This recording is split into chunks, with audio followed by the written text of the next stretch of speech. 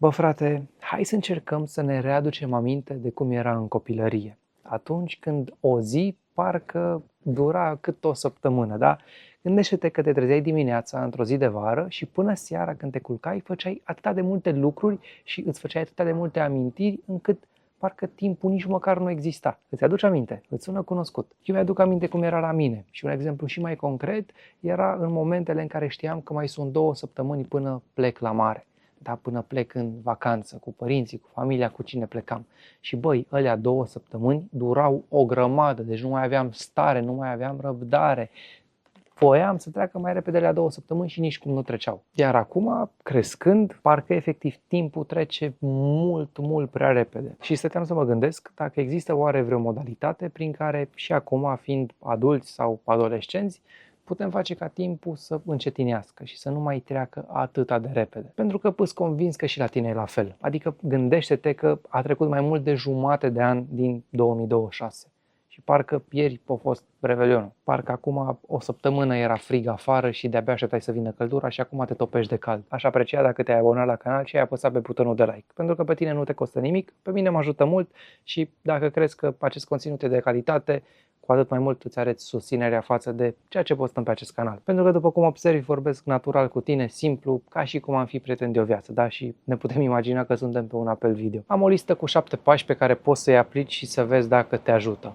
Ascultă-i pe toți și spune-mi care ți se pare că te poate ajuta cel mai mult pe tine, dar care ți se pare cel mai bun. Și cred că o să-ți placă lista asta, pentru că o să dăm și exemple de chestii din copilărie în care 100% o să te regăsești. Iar din punctul meu de vedere, ideile 4, 5 și 6 sunt cam cele mai importante și cele mai utile și bine de pus în practică. Ascultă-le și spune-mi, te rog, părerea sinceră. Iar dacă ți se pare că am greșit pe undeva, te rog să mă contrazici în comentarii ca să învăț și eu de la tine și tu de la mine, să fie așa, o discuție prietenească. Pasul 1. Schimbă rutina. Rupe pilotul ăla automat.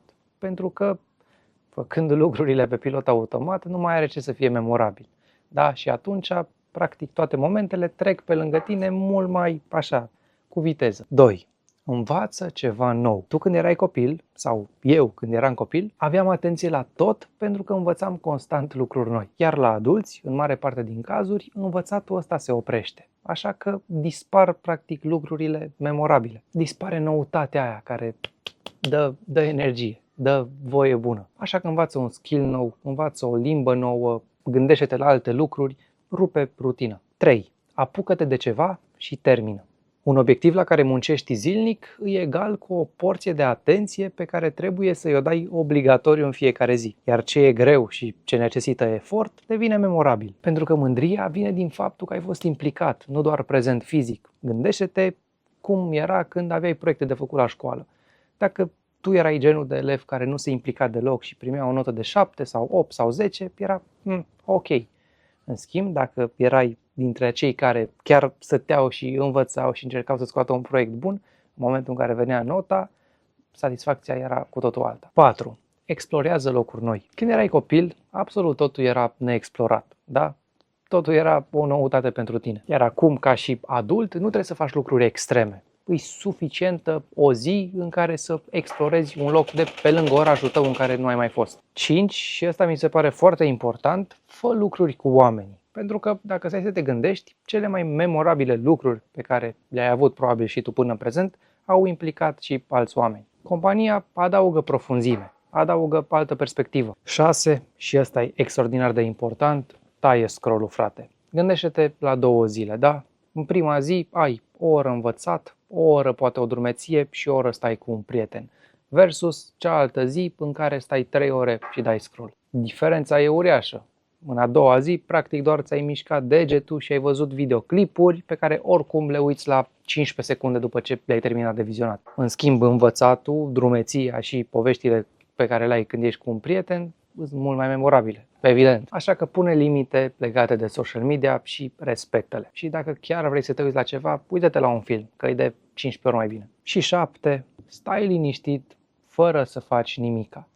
Efectiv, stai în liniște, fără muzică, fără activități, fără oameni pe lângă tine, pentru că după zilele agitate, e bine să ai momente de genul care efectiv te aduc practic din nou în prezent. Sunt momente care te liniștesc sufletește, te liniștesc psihic și trebuie să înveți să îți încarci bateriile și dacă nu ai nimic pe lângă tine care să te distragă sau care să-ți dea dopamină. Pur și simplu stai.